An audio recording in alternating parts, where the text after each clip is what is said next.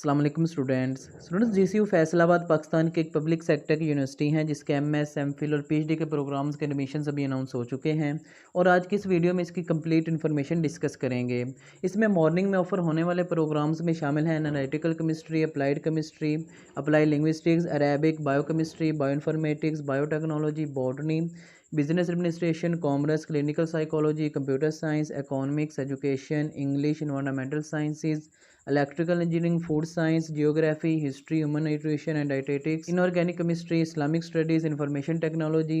International relation, LLM, mathematics, maths communication, microbiology, organic chemistry, Pakistan studies, physical chemistry, physics, psychology, public administration, Punjabi, political science, pharmacy practice, sociology, statistics, software engineering, ये programmes morning session में offer किए जा रहे हैं। इसके बाद यानी कि अगर रेप्लिका इवनिंग सेशन में ऑफर होने वाले प्रोग्राम्स की डिटेल डिस्कस करें तो इसमें शामिल है अप्लाइड केमिस्ट्री,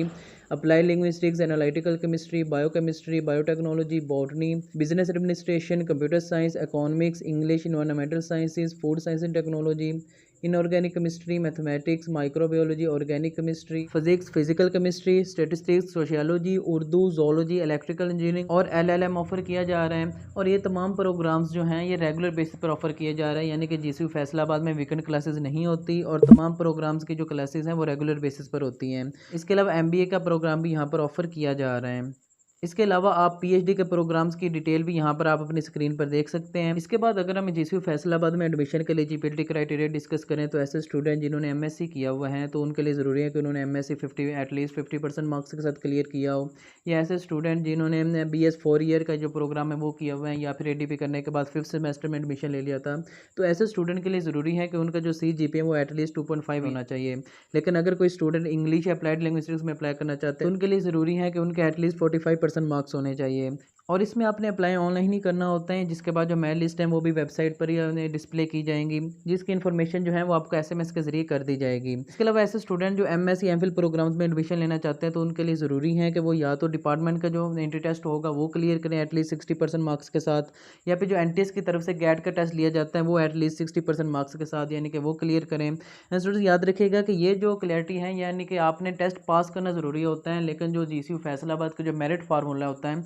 उसमें एंट्री टेस्ट की जो वेटेज है वो शामिल नहीं की जाती। इसमें सिर्फ आपने इसको क्लियर करना होता है, यानी कि एटलीस्ट 60 मार्क्स आपने गेन करने होते हैं, या इनका जो डिपार्टमेंटल टेस्ट होता है या वो देना होता है, या फिर अगर आपने एनटीएस गैट दिया हुआ है, दोनों में से एक भी अगर आपने दिया हुआ है तो उस बेसिस पर भी आपका एडमिशन जो है वो सिक्योर हो सकता है। इसके अलावा तमाम प्रोग्राम्स में 1% जो सीट्स हैं वो डिसेबल पर्सनस के लिए रखी गई हैं। इसके बाद अगर हम जीसीयू फैसलाबाद का मेरिट फार्मूला डिस्कस करें तो ऐसे स्टूडेंट जो एमएससी एमफिल के प्रोग्राम में एडमिशन लेना चाहते हैं तो उनकी जो 80% वेटेज होती हैं वो बीएस यानी कि जो 4 ईयर एजुकेशन होती है उसकी ली जाती हैं, या फिर ऐसे स्टूडेंट जिन्होंने एमएससी किया हुआ है तो यानी कि 80% जो उनकी वेटेज है वो उनके एमएससी की ली जाएगी। इसके बाद जो 20% होता है उसमें यानी कि 16% जो वेटेज होती है वो इंटरव्यू की होती है, जबकि 4% जो वेटेज होती है वो आपकी पब्लिकेशन की होती हैं। इसके बाद अगर हम जीसीयू फैसलाबाद के एमएस एमफिल प्रोग्राम्स का फीस स्ट्रक्चर डिस्कस करें तो इसका फीस स्ट्रक्चर जो है वो तमाम प्रोग्राम्स का 50,000 से 60,000 के दरमियान लाया करता है, यानी कि पहले सेमेस्टर की जो इनकी फ़ी होती है वो 60,000 होती है, जबकि सेकंड सेमेस्टर से ऑनवर्ड ये 55,000 के राउंड अबाउट रह जाती हैं। इसके बाद अगर हम इसमें अप्लाई करने का मेथड डिस्कस करें तो आपने अप्लाई ऑनलाइन ही करना होता है, जिसका लिंक आपको नीचे वीडियो के डिस्क्रिप्शन में मिल जाएगा। इसके बाद आपके सामने ये पोर्टल ओपन हो जाएगा,